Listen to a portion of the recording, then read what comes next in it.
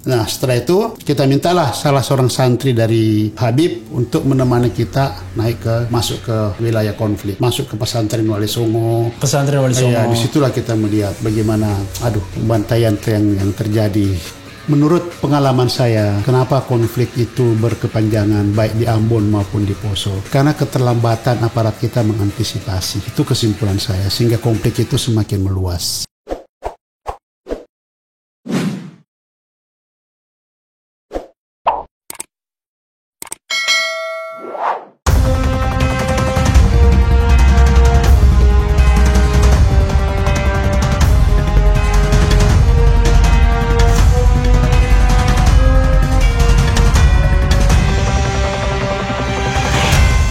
Nabrak karang itu terapung-apung mengambil kita di atas di kapal itu kan. Yeah. Itu menunggu sampai air pasang, air naik. Ya kan, air itu, naik. Nabrak karangnya jam berapa itu? Ya kira-kira jam 3 jam 3 malam. 3 malam. Oke, jam 3 dini hari ya. Dini hari ya. Lalu kemudian setelah air naik, petugas perahunya turun mendorong pelan-pelan. Oke. Itu ya, mendorong pelan-pelan. Satu orang aja itu ya? Satu orang aja. Okay. Kita mana berani kita turun kan? Iya. Itu. Jadi didorong pelan-pelan. Nah, kemudian sudah bisa jalan, baru dia jalankan mesin, pelan-pelan jalankan mesin. Kemudian masuklah kita ke sungai. Di Sungai Poso itu. Ya kan, di sungai itu, di hulu, di di bibir sungai itu, mendarat di belakang pesantren Habib Muhsin. Oke, pesantren apa? Aduh, saya lupa nama pesantrennya apa di situ. Iya. Itu petugas tukang perahu itu sering antar orang. Iya, sering antar. Dia memang orang sana. Orang Poso. Iya, orang Poso. Bayar berapa itu dulu, Daeng? Aduh, saya udah lupa itu. Pokoknya saya charter. Iya. Pasti mahal kan? Iya, udah hitung lagi lah. Iya. Itu. Nah, karena jarang ada yang mau. Iya. Kebetulan kita dapat satu dia berani. Ya udah. Lalu ke situ ke pesantren. Pesantren.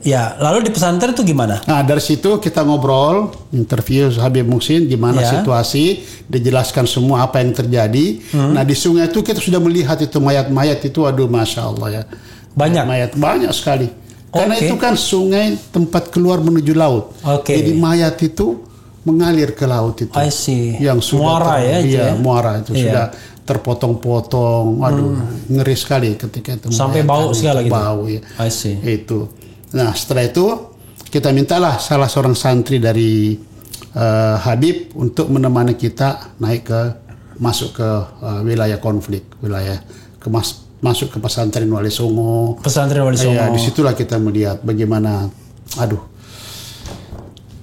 pembantaian yang terjadi.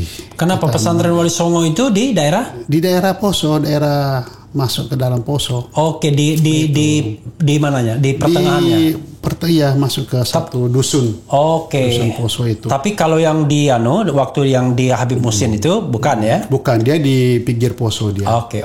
Lalu masuk Poso. Ya, masuk ke sana lalu gimana? Ke sana kita lihatlah itu bekas-bekas pembantaian itu. Oke. Nah, saya sempat ketemu dengan kelompok non Muslim. Oke, di Wali Songo itu banyak masih orang. Masih banyak mayat. Tapi orang yang hidup masih banyak juga. Masih banyak juga, tapi yang hidup sudah non Muslim. Yang Muslim semua sudah mati. Oh, di situ. Di situ kita lihat ya. Di pesantren Wali Songo itu ratusan yang mati. Oke, ratusan yang mati. Ratusan yang mati. I see. Jadi yang Muslimnya saja, yang mati itu. Santri warga sekitar situ. Oke, jadi waktu ketemu ke sana, ada nggak diapa-apain? Nggak diapa-apain, karena kita cover diri sebagai wartawan. I see. Wartawan apa yang waktu ditanya? Kompak. Wartawan Kompak. Wartawan Kompak. Harian Kompak. Wartawan Kompak. Oke. Saya foto-foto semua situasi yang terjadi. Sampai setelah itu dari situ kita ke Tentena. Tentena itu daerah non Muslim sudah. Oh, itu daerah non Muslim memang. Ya, ketemu pendeta di sana. Ya. Terus saya masuk ke rumah sakit, lihat korban. Nah, ada juga korban dari pihak non Muslim. Nah, itu kita tanya apa masalahnya. Kekurangan obat-obatan. Ya, kita kebetulan bawa obat-obatan itu waktu. Nah, udah kita sampai berikan itu sejumlah waktu uang. Di rumah sakit itu korbannya non Muslim semua atau Muslim? Non Muslim semua. Oh, karena itu daerah non Muslim ya. Oke. Lalu di kalau Tentena? Korban Muslim di Poso dan di Padu. Oke. Itu di Poso dan di Palu. Oke, yang yang dievakuasi ya. Iya, Oke. dievakuasi. Jadi waktu di Tentena ketemu siapa? Ya kita ketemu masyarakat di sana. Masyarakat, ya. Kalau pimpinannya siapa pimpinannya? Pimpinan saya nggak tahu siapa pimpinannya waktu itu. Kalau yang ada Tibo, sih yang menyebut itu pendeta. Aduh saya lupa namanya siapa namanya pendeta itu. Nggak. Lupa sih Kalau Tibo itu siapa? Tibo itu pimpinan yang melakukan pembantaian. I see. Nah, itu dia bukan pendeta, bukan tokoh agama. Oke. Nah, dia orang apa namanya? Dia pendatang. Pendatang ya. Oke. Oh dia pendatang Dia ya. pendatang. Kemudian yang dihukum mati kan setelah itu. Tahun berapa dia dihukum mati? Waduh, saya sudah di penjara waktu itu. Oke, sudah di Filipina. Tapi saya ya. dengar berapa orang yang dihukum mati? 3 orang. 3 orang 3 ya. orang dihukum mati. Oke. Itu. Nah, setelah dari Tentena itu sama Tibo ketemu? Ketemu. Saya ketemu, ada foto saya sama-sama. Ngomong apa dia? Ya? Ngomong apa? Di Tentena itu? Bukan, saya ketemunya di pinggiran Kota Poso.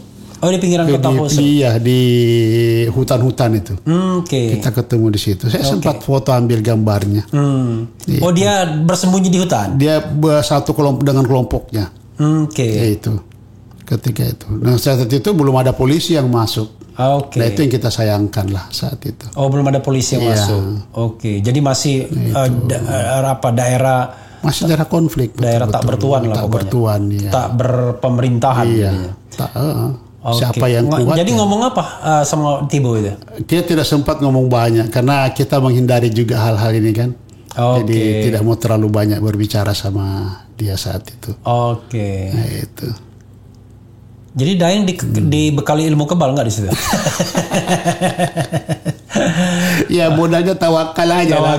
Tawakal dengan Tapi hebat juga tuh wartawan itu. Mereka nggak sempat diintimidasi, diancam. Enggak sempat. Iya, kita alhamdulillah pulang dengan selamat. Kita juga sempat ngeri-ngeri. Dan pulang baru kita sadar, waduh untuk itu.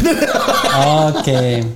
Jadi waktu itu Daeng pulang melalui apa? Pulang kita lewat darat, sudah dikawal polisi. Jadi kita ke Polres Poso kan, minta bantuan untuk pulang. Oke. Tapi ada polisi katanya nggak ada? Ya. Katanya nggak ada. Di kota, tapi di tempat di dalam komplek itu tidak ada polisi, tidak ada petugas. Di tempat kota Poso, di Polresnya itu. Tapi di tempat pembantaian itu. Di pembantaian tidak ada. Jadi pembantaian itu bukan di kota Posonya. Bukan di kota Posonya. Tapi di daerah desanya itu. Oh, di desanya. Di desanya itu, desa-desa. Berapa orang yang diperkirakan mati? Ratusan, Pak. Ratusan ya. Ratusan yang mati saat itu. Daeng masih lihat mayat-mayat selain di sungai? Saya masih lihat. Di sungai di mana lagi? Di sungai, di hutan-hutan. Itu di rumah-rumah penduduk. Kita masih lihat. I see. Itu. Bagaimana mayat-mayat itu yang ngeri sekali Pak membayangkannya. Iya. Jadi waktu tembak di penjara Filipina itu sebenarnya udah biasa yang melihat mayat. Tapi tetap juga ngeredak juga kan? Ngeredak juga. Karena eksekusinya. Eksekusi di hadapan mata kita kan? Iya. Itu. Daeng, tadi kan Daeng mengatakan 10 sampai 17 tahun hukumannya. Iya. Tapi tiba-tiba Daeng di angka 12. Saya nggak tahu ya, ini bukan soal angka-angka yang hoki atau enggak. Pokoknya 12 tahun. Tanggal per 1 Januari 2014 Daeng bebas. Ya kurang lah dari hukumannya ya. Kalau ditangkap pertama 13 Maret 2002, bebas 1 Januari 2014. Itu gimana ceritanya? Iya, jadi ceritanya saya juga tidak ngerti kenapa sampai cuma 12 tahun itu, ketika 12 tahun itu saya dibebaskan ya.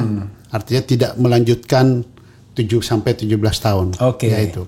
Yang pasti pada tanggal 21 Desember 2013 itu saya didatangi oleh aparat kepolisian dari BIN dan polisi, itu dari Barreskrim, Kabar Eskrim. Pada saat itu datang dan menyampaikan pada siang hari itu saya ditemui bahwa kita usahakan bebas hari ini. I see. Jadi setelah menanyakan kondisi saya, situasi hari ini saya, itu tanggal 21 itu? Hari itu tanggal 21 itu. 21 Desember itu? Desember itu. I see. Waduh, saya bilang jangan main-main Pak, sudahlah. Saya ini berapa kali janji akan bebas tapi tidak bebas-bebas sampai sekarang. Emang pernah dijanjikan bebas? Iya, pernena 2010. Yang datang juga BIN juga yang datang? Bukan, yang ketika itu Pak JK. Pak JK langsung datang ke penjara. Oke. Waktu itu. Oke. Ya. Nah, terus saya bilang ya udahlah.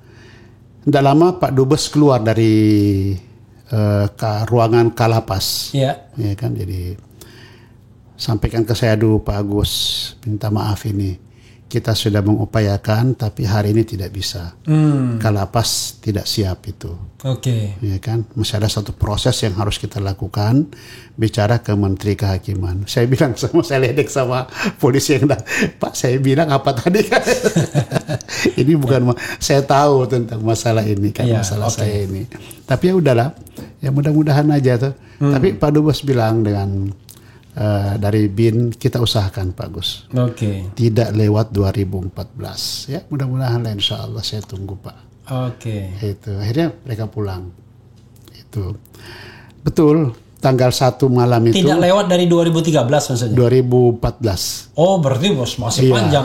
Itu kan Desember ya. Iya. Nah, kita usahakan tanggal 1 2014. Oh, maksudnya tidak lewat gitu. Dari 2013. 2013 ya. Oke. Akhirnya tanggal 1 itu betul jam 3 subuh. Ya, saya didatangi. Itu ketika saya disampaikan tanggal 1 itu saya tidak percaya. Pertama itu hari libur. Ya kan? Dan saya belum mendatangani administrasi apapun tentang pembebasan. I see. Iya, saya kan. Dan libur tahun baru mereka kan libur benar kan? Iya, libur benar kan. Iya. Akhirnya ya udahlah. Tanggal 1 itu jam 3 saya datangi petugas, minta disuruh siap-siap. Jam 3 subuh. Jam 3 subuh. Disuruh hadir ke kantor superinten. Itu Tisoro itu waktu dengan Reyes. Itu. Oke, saya perlu pakaian rapi. Iya. Jangan pakai baju orange. Baju orange itu kan baju tahanan. Baju tahanan. Yeah. Bapak pakaian resmi Pak. Oh, kalau gitu saya salat subuh dulu. Tunggu dulu ya. Kamu tunggu di bawah. Saya salat subuh. Setelah salat subuh saya turun. Yang disuruh tunggu petugas. Petugas dari lapas. Lapas. Ya. Nah, udah setelah salat subuh saya turun ke bawah. Saya ke kantor lah. Sampai sana, waduh, semua sudah siap dengan berbagai macam. Waduh, pasukan banyak sekali. Saya wah kok sampai banyak begini kan, ini ada apa ini? Tidak lama kemudian saya diminta pasang baju anti peluru, rompi anti peluru dengan helm. Iya. Begitu disuruh pasang, saya tidak mau, saya letakkan. Saya tidak akan pakai ini. Saya minta dari KBRI datang, dari kedutaan datang. Wah, tidak bisa Pak. Ini prosedur standar kita, tidak ada pengamanan untuk diplomatik gitu, ya kan? Ini untuk Bapak saja. Wih, kalian kenapa minta saya pakai baju rompi ini? Yeah. Kalian memperkirakan ada sesuatu yang akan terjadi untuk pengamanan saya kan? Nah, karena itu saya tidak mau kalau tanpa dari kedutaan. Akhirnya lama negosiasi itu. Nah, itu. Nah, menjelang pagi. Jadi mereka itu berpikir kenapa? Katanya khawatir jangan sampai di tengah jalan ada yang menculik gitu. Menculik saya, iya. I see. Begitu. Akhirnya tak lama kemudian menjelang pagi datang kedutaan. Itu karena itu kan subuh ya. Yeah. Jadi sekitar jam 8 petugas kedutaan datang. Ya datang kemudian kita beriringan lah. Polisi beriringan. Daeng di depan. Saya di satu mobil tersendiri. Di tengah. Di samping kiri kanan saya itu polisi Special Action Force dari SAF itu dengan senjata lengkap. Saya sempat tegur, itu senjatamu terkunci tidak? Iya Pak. Kenapa mesti ada senjata begini? Enggak Pak, jangan sampai kita lebih bagus kita mendahului Pak. Jangan kita didahului. Itu aja bahasanya. Begitu ya. Nah, kemudian kita jalan seluruh jalanan tertutup rapat. Artinya sudah di clearance itu jalan. Nah, sampai kemudian kita di airport khusus itu. Oke. Jadi langsung di airport. Oh, enggak lagi ke kedutaan. Enggak lagi ke kedutaan. Airport khusus. Airport khusus Angkatan Udara punya. I see. Filipina punya ya. Yeah. Nah itu. Nah, di dalam situ sudah ada dari kedutaan. Terjadi serah terima apa macam-macam. Sempat tegang karena masih ada pihak yang ingin saya tetap tinggal. Siapa itu? Ada 3 orang asing, saya nggak tahu siapa. Saya juga tidak mau tanya lebih jauh. Oke. Tapi ditunjuk oleh sampai sambil bermain atase kepolisian kita dengan atase militer kita di sana. Pak Agus nggak usah khawatir, saya bawa senjata. Kalau terjadi apa-apa pada Pak Agus kita baku tembak. Oke. Saya gitu Pak. Waduh. Ini seru banget sih. Memang kenapa orang itu? Ya dia masih mau menginterogasi Pak Agus. Katanya masih ada hal yang diinterogasikan. Masih ada hal yang perlu orang itu orang Filipina? Bukan. Orang asing. Saya tidak tahu orang bule? Bule. Orang bule. Oke. Pasti karena kaitan-kaitan yang terorisme. Saya nggak tahu. Iya. Oke. Akhirnya sudah itu kita jalan keluar, menuju ke pesawat. Itu. Orang asing itu boleh 3 ya? 3. Oke. 3 di situ. Yeah. Nah, kita mau keluar dari ruangan itu, ya udah dikawal, masuk ke bandara, ke pelataran bandara. Yeah. Nah, di situ ada 2 kapal dan pesawat yang menunggu, 1 pesawat Hercules, 1 pesawat jet khusus. Nah, saya dibawa ke jet khusus itu. Oh, jet khusus itu pesawat siapa itu?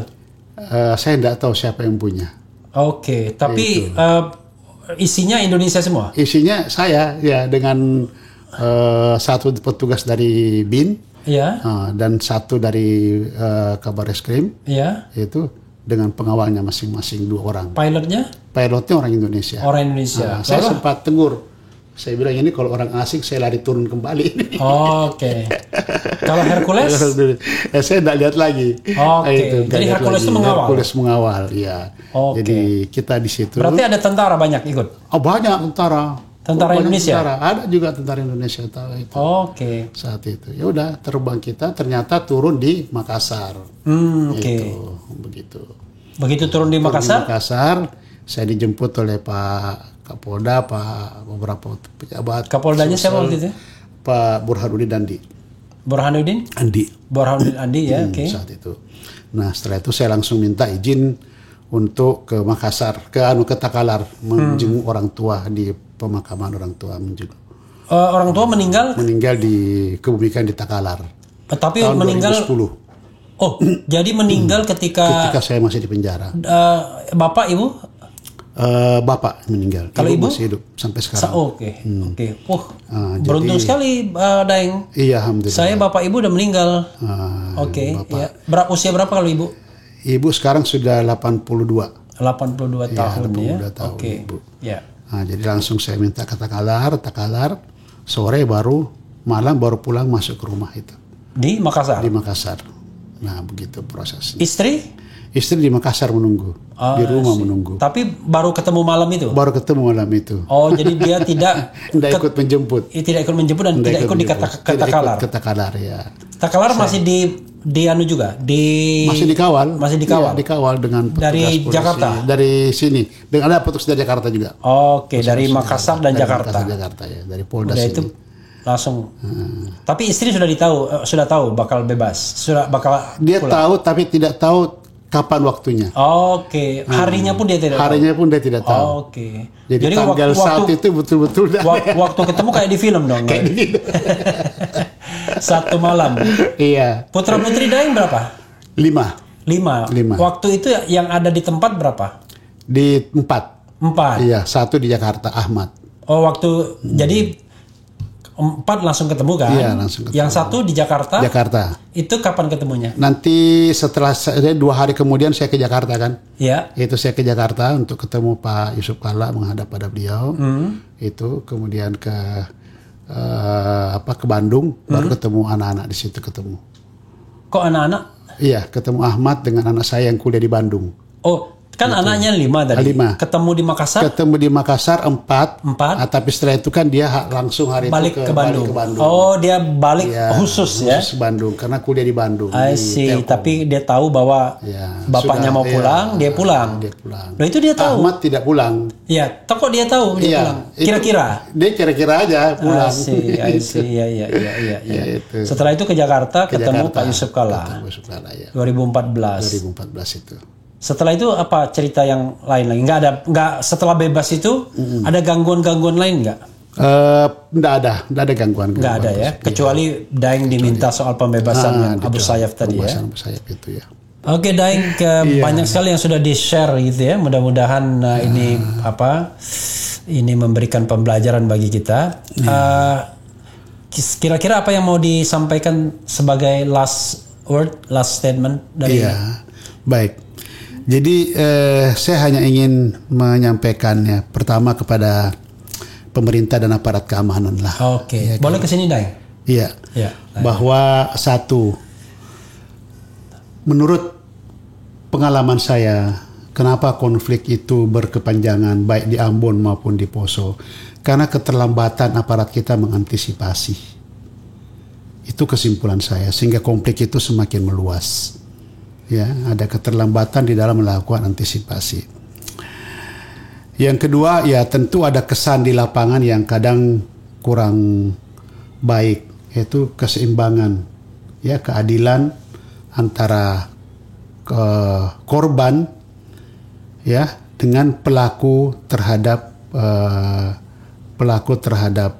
dari pelaku kerusuhan itu sendiri pada saat itu. Nah, satu contoh kasus misalnya, kenapa Tolikara itu tidak berkembang konfliknya, padahal itu cukup mengerikan. Ya, pembakaran masjid dan sebagainya, sama dengan kasus yang terjadi di Ambon pada awalnya. Karena aparat kita dari TNI, kepolisian cepat berada di sana. Tapi ketika Poso dan Ambon, saya melihat sendiri bahwa ada keterlambatan aparat kita mengantisipasi tersebut. Nah, karena itu saya sangat mengharap ya pada seluruh aparat kita ya, TNI maupun Polri, jika terjadi konflik seperti ini, maka cepatlah mengantisipasi konflik tersebut, meredam konflik tersebut, cepat berada di lokasi agar supaya konflik tidak semakin meluas itu. Nah, yang kedua, penanganan konflik seadil-adilnya itu. Nah, yang saya maksud seadil-adilnya diantaranya adalah bagi mereka yang betul-betul pelaku, itulah yang kemudian dihukum. Tapi bagi mereka yang bukan pelaku, apalagi masih remang-remang, masih samar-samar, itu jangan sampai mereka ikut dihukum. Karena ini akan melahirkan dendam yang tidak selesai-selesai. Itu. Saya tidak menunjuk diri saya, misalnya saya dihukum dan dituduh teroris dengan berbagai macam tuduhan-tuduhan tersebut ya, seperti pembukaan tadi itu. Tetapi itu salah satu contoh, iya kan, bahwa saya tidak pernah melakukan tindakan-tindakan terorisme di Indonesia ini. Itu. Saya terlibat dalam kedua konflik tersebut sebagai misi kemanusiaan. Ya kan? Kalau dalam misi kemanusiaan kemudian ada indikasi saya terlibat dalam perang, ya saya kira tidak bisa kemudian divonis kalau saya kemudian ikut di dalam peperangan tersebut. Itu karena kadang kita harus menghindar juga, bersembunyi juga di tengah-tengah orang yang berperang itu, untuk menghindari sampai dikena peluru nyasar dan sebagainya itu. Tapi saya sendiri sampai saat ini kemudian tidak pernah terlibat di dalam peperangan itu. Nah, yang lain misalnya saya terlibat di dalam saya terlibat di dalam perjanjian Malino misalnya. Apakah ini tidak cukup kuat? Ada satu alasan kalau saya ingin adanya rekonsiliasi antara muslim dan non-muslim. Dan ini bukan tindakan teroris. Teroris tidak menghendaki perjanjian Malino itu jadi. ya. Tapi kami berusaha bekerja keras ketika itu bagaimana agar supaya perjanjian Malino ini bisa terwujud itu. Nah, itu ya. Ya, kemudian apa yang menimpa diri saya di Filipina misalnya, saya kira semua bisa melihat ya apa yang dituduhkan pada kami itu sesuatu yang dibuat ya. Itu saya sendiri hingga saat ini ya, sejak saya ditahan, dibebaskan hingga sampai saat ini tidak pernah mengetahui dan tidak pernah melihat apa yang ditemukan dalam tas tersebut kecuali pertama kali itu awal ketika kami masuk ke sana. Dan kami masuk ke Manila bukan dalam rangka membuat kerusuhan dan keonaran. Ya. Nah, saya kira ini yang ingin saya sampaikan ya. Mudah-mudahan peristiwa ini menjadi pelajaran buat kita semua itu.